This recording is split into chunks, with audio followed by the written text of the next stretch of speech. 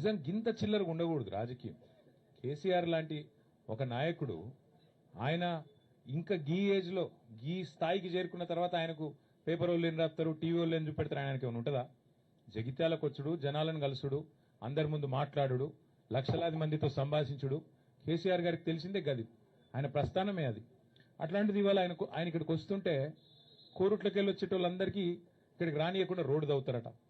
3 ఏళ్లకెళ్ళి యాదికి రాలే రోడ్డు, ఇప్పుడే యాదికి వచ్చింది సడన్ గా.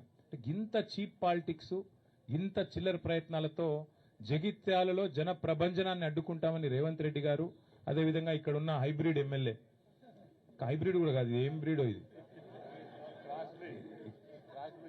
ఏ బ్రీడో ఆ బ్రీడ్ ఎమ్మెల్యే ఇక్కడ ఉన్నాయన ఏ పార్టీ ఆయనకే తెలియదు. బీఆర్ఎస్ అని ప్రెస్ మీట్ లో చెప్తాడు, కాంగ్రెస్ పార్టీ ఆఫీసులో కూర్చుంటాడు, కాంగ్రెస్ పార్టీ మంత్రి పక్కకు కూర్చుంటాడు. క్రాస్ బ్రీడ్ అనాలనా, హైబ్రిడ్ అనాలనా, ఏం బ్రీడ్ అనాలే, ఆయన ఏందో ఆయనే చెప్పుకోవాలి.